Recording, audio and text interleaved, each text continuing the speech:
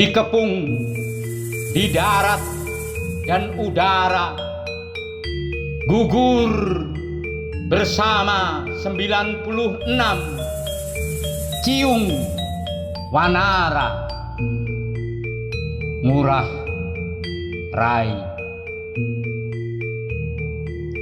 Bali bukan tempat perundingan diplomatik, dan saya bukan kompromis. Saya atas nama rakyat hanya menghendaki lenyapnya Belanda dari Pulau Bali. Atau kami sanggup dan berjanji bertempur terus sampai cita-cita kami tercapai. Surat itu kau tulis justru bukan untuk JBT Konik, Kapten Infanteri Kerajaan Belanda yang gelisah menghadapi aksi perang gerilya. Hingga 13 Mei 1946 berkirim surat menawarkan perundingan sekalian menggertakkan ancaman.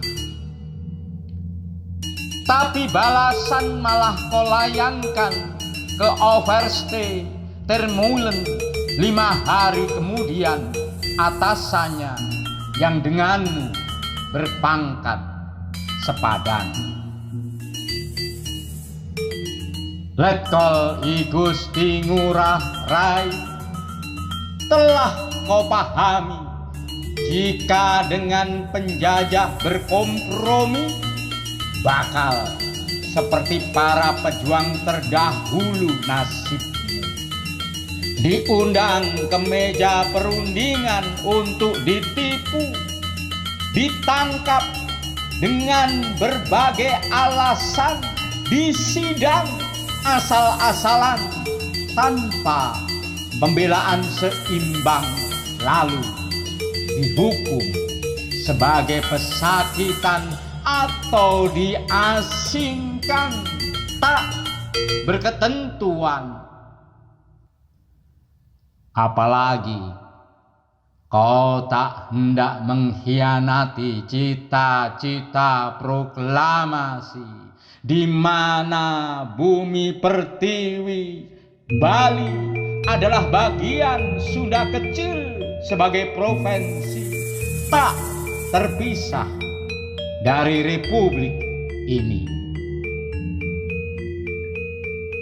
I Gusti Ngurah Rai sejak kanak-kanak pintar dan pemberani, meski saat sekolah dasar hingga lanjutan tak suka belajar, sampai ibumu kerap marah dan gusar, lantas mengirimmu menuntut ilmu ke Denpasar, menitipkanmu di Puri Tambak Wangsul agar mau berbenah lantaran sungkan kepada tuan rumah. Tapi tetap saja kau tak gentar, tetap tak suka belajar, berkelahi tambah gemar melawan sinyo-sinyo Belanda, sedang di kelas tetap juara. Ngurah Rai lahir 1917 pada 30 Januari di Desa Caransari, Kabupaten Badung, Bali. Putra kedua dari 3 bersaudara, pasangan I Gusti Ngurah Badung dan I Gusti Ayu Kompiang. Sebagai keluarga Puri Agung, turunan pejabat sekalian bangsawan, kamu gampang beroleh pendidikan. Dari di Denpasar hingga ke Mulo, di Malang. Di kota dingin itu, akhirnya kau mengeja makna perjuangan, hakikat kebangsaan dan kepahlawanan. Kau perang dari teman-teman sepergaulan. Hasratmu terbakar hingga 1936. Kau pilih pendidikan calon perwira di Gianyar, bergabung pada Korps Prayoda, tempat pemuda bangsawan lokal berlaga. 4 tahun kemudian lulus sebagai perwira berpangkat Letnan II ke Coro Magelang. Kau teruskan pendidikan, lalu ke Malang lagi, masuk Akademi Pendidikan Arteri. Kala Dainippon berkuasa, kau malah jatuh cinta pada pekerjaan biasa, menjadi pegawai Mitsui Husan Kaisya, perusahaan yang membeli padi pribumi, sembari merumat para pemuda dalam gerakan anti fasis di Bali. Saat proklamasi berkumandang, Jepang berang menyegel stasiun radio, menyandera penyiaran agar kemerdekaan tak terkabarkan, meski akhirnya terbabar 6 hari kemudian. Ngurah Rai mulai bergabung dengan Angkatan Perang RI, membentuk TKR Sunda Kecil di wilayah Bali. Sebagai komandan bertolak ke Yogyakarta, berkonsolidasi dengan ibu kota negara. Usai gagal melucuti Jepang 13 Desember 45, hingga para raja mengurungkan simpatiknya, ditambah para pemuda yang berbalik arah karena rayuan Belanda. Pemuda pembela negara di Gianyar putar haluan menyerang pejuang kemerdekaan. Badan pemberantasan pengacau di Jembrana bertujuan menghancurkan kekuatan anti Belanda. Badan Keamanan Negara di Plungkung demikian pula. 18 Februari 1946 bertampang Afne sekutu datang berdalih melucuti Jepang. Saat Majen Mansen menerima mandat kekuasaan, Bali resmi diduduki tanpa perlawanan. 2 Maret 1946 keadaan berubah. Nika merapat di pantai Sanur yang gundah bersama Batalion Gajah Merah, pasukan Belanda yang mengeram di Siam selama pendudukan Jepang. 3 kapal Belanda memuntahkan 2.000 tentara lengkap dengan senjata. Didukung perbekalan modern, menyelinap pula Letkol Infanteri F.H. Dermoelen. Semua berdalih membantu Inggris awalnya.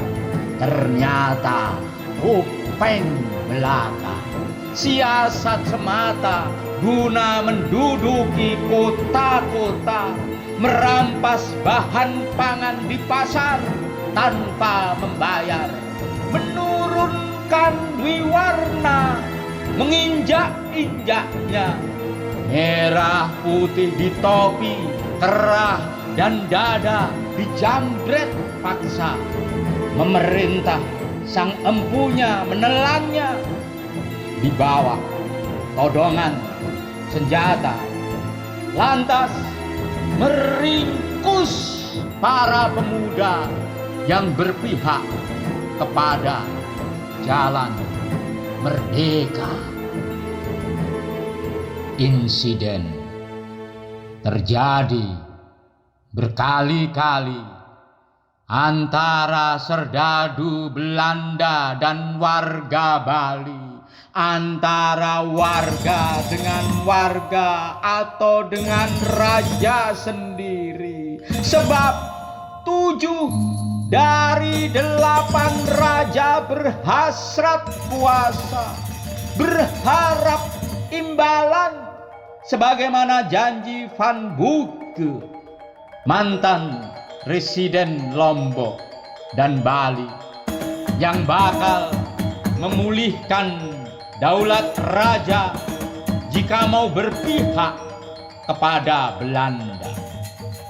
Maka mereka mendukung pendudukan Nika, membopong boneka kenil Laskar Anti Republika, mengucilkan Raja Badung sendirian lantaran tetap setia pada proklamasi kemerdekaan. Januari di Jogja, Ngurah Rai berjumpa Soekarno dan pimpinan tentara yang berjanji mengirim bantuan ke Bali. Usai dilantik sebagai komandan resimen Sunda Kecil 4 April 1946,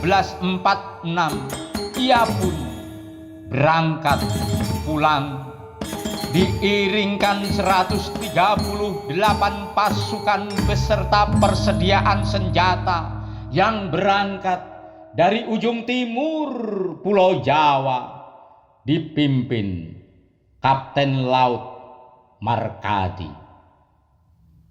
Tapi mereka dipaksa hilir mudik di Selat Bali, bolak-balik antara Gilimanuk, Banyuwangi, sebab Belanda siaga di titik-titik pendaratan, berkalang perang di pantai dan lautan. 10 hari kemudian baru tembus blokade lawan. Ngurah Rai setiba di Bali, kau jumpai Ibu Pertiwi telah disandera. Maka usai mencium perutnya istri cantik yang hamil, kau tinggalkan. Anak-anak yang manis kau lepas dari gendongan. Berbekal sisa peluk cinta, kecup sayang mereka, kau jumputi serpihan kekuatan meramu DPRI di Munduk, Malang, Tabanan. Kau galang 800 pejuang dari beragam laskar dan kesatuan yang sempat berpencaran, lantas gencar melepas serangan, didukung Markadi bersama pasukan yang bermarkas di Peh Manis Tutu, Jembrana, lantas pindah ke Desa Gelar di utara Palungan Batu. Hingga akhir Mei, puluhan pertempuran sengit terjadi.